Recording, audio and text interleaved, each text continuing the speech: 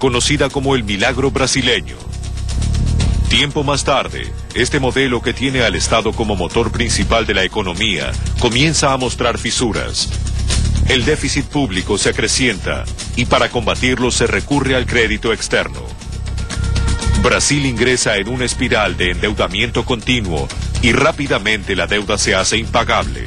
Es entonces cuando entra en acción el Fondo Monetario Internacional.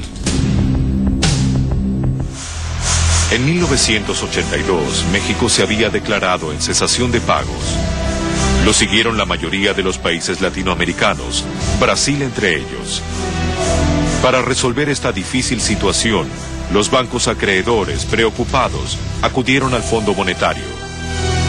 El organismo tenía entre sus estatutos fundacionales controlar el nivel de endeudamiento de las naciones, pero había desatendido esta regla durante toda la década del 70, en donde la región tomó préstamos por encima de sus capacidades.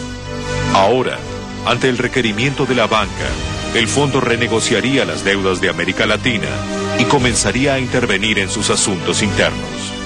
Y es a partir de ese momento que el fondo tiene un papel más activo.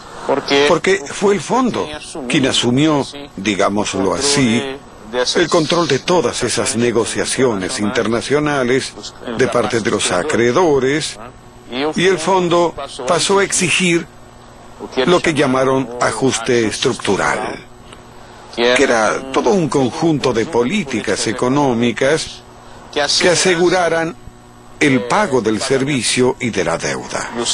No era otro el objetivo, ¿no?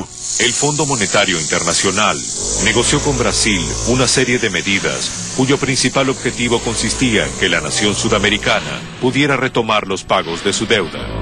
Básicamente, se trataba de ajustar los gastos estatales como salarios e inversiones públicas, financiar exportaciones y generar un superávit con el cual afrontar dichos compromisos. No había política económica, había los cálculos de cuánto había que pagar al año y cómo buscar eso. Y todo valía para poder pagar la deuda, fue ese el mecanismo. A partir de ese momento realmente, el fondo pasó a controlar nuestra política económica muy directamente, con comisiones permanentes, con exigencias políticas muy bien determinadas por el fondo.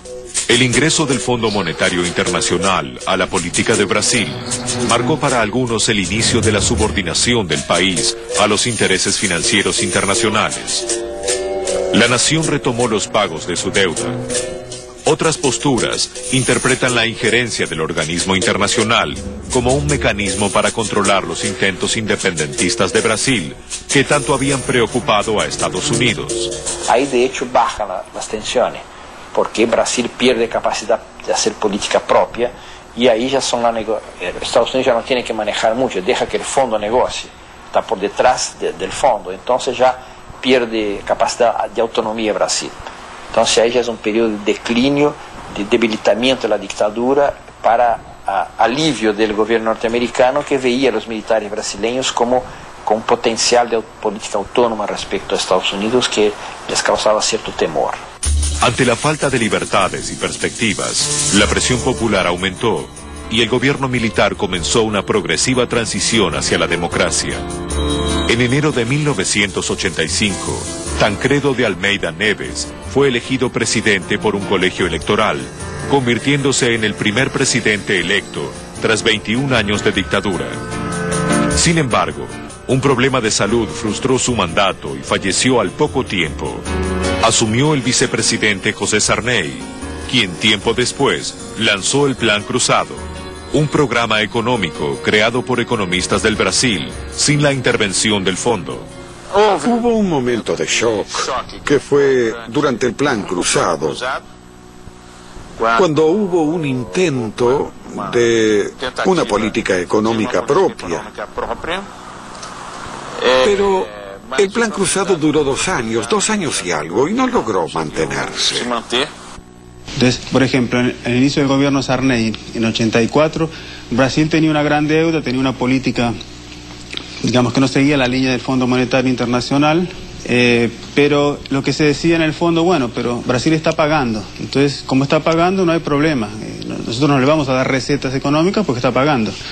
En el momento que él tiene problemas para pagar con la gestión de Bresser Pereira, que es el segundo ministro de Hacienda, ¿no? Ahí sí, bueno, si necesita de la ayuda del fondo, ahí tiene que sujetarse a una serie de reglas de política económica, ¿no? Con la caída del Plan Cruzado, la injerencia del Fondo Monetario en Brasil se acentuó. El enviado del organismo internacional en aquellos años, Thomas Reichmann, recuerda la situación que atravesaba el país en la década del 80. Partimos la década del 80, digamos el 82, la inflación estaba en torno a 100% anual, sí en 120, y terminamos la década con inflación de 5.000, 6.000%.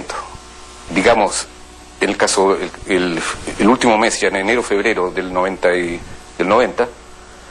la inflación estaba a una tasa anualizada de 20.000, 30.000%, o sea, ya era una locura, se había disparado. La capacidad empresarial se dedicaba en su mayoría a evadir la inflación, a hacer gimnasia bancaria, a las finanzas y no a producir.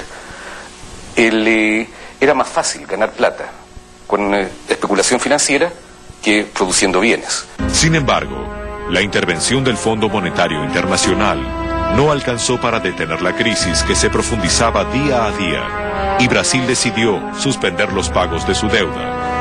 Hasta que en más o menos 87 u 88 suspendimos el pago de la deuda, que tuvo su efecto en todas partes, también no solo en Brasil.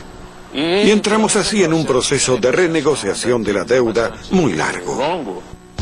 Aquel Brasil, potencia industrial y productivo, había quedado en el recuerdo, y durante los años 80, la política económica se limitó casi exclusivamente a cumplir con los pagos de la deuda, siguiendo las recetas del Fondo Monetario Internacional. Algunos especialistas consideran que esta situación fue parte de una estrategia orquestada por el Fondo y el poder financiero mundial para controlar la economía del país. Esta visión conspirativa de la historia se afirma cuando a comienzos de la década del 90 se redactó en Estados Unidos, a instancias de los bancos acreedores y con el aval del Fondo Monetario Internacional y el gobierno norteamericano, el Consenso de Washington. Un conjunto de políticas que se iban a transformar en las bases del neoliberalismo en América Latina. En ellas se proponía, entre otras cosas, la apertura de la economía, la privatización de las empresas públicas y la reducción de las funciones del Estado. El rol que tuvo el FMI ahí es que todos estos planes, como este llamado plan neoliberal, fueron todos determinados por el Fondo Monetario Internacional. Y las condiciones que impuso el Fondo Monetario fueron las condiciones de hegemonía del neoliberalismo. Condiciones tales como apertura de las economías, privatización de empresas, privilegio del ajuste fiscal, desregulación de la economía, flexibilización laboral. En verdad, el paquete, los condicionantes del Fondo Monetario son el eje de las políticas del continente. Cualquiera que fuera el país, el paquete era el mismo. En 1989, Brasil asistió a nuevas elecciones presidenciales. Los principales candidatos eran Fernando Collor de Mello y Luiz Inácio Lula da Silva. El primero contaba con el apoyo de los liberales y la simpatía del poder financiero internacional. Lula da Silva representaba a la clase trabajadora y a los movimientos de izquierda. Creo que allí, en las elecciones del 89, Brasil escogió sus caminos. Lula podría haber ganado, pero ganó Collor. Y a partir de allí, junto a la caída del muro de Berlín, el desarme de la Unión Soviética fue la victoria del conservacionismo liberal en el mundo.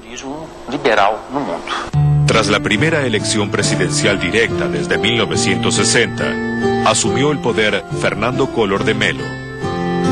El pueblo vivía ilusionado el completo retorno de la democracia.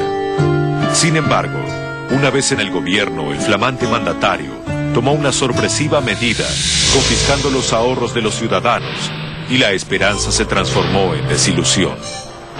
En Brasil las cajas de ahorro eran algo sagrado. La caja de ahorro era el santuario generalmente de los pobres y de la clase media, donde deposita su dinero, y Collor retiene las cajas de ahorro. Todas las cajas en el país fueron tomadas por Estado y las personas tenían el derecho de recibir recursos. Primero una base de $500, además de otros recursos siempre que probaran que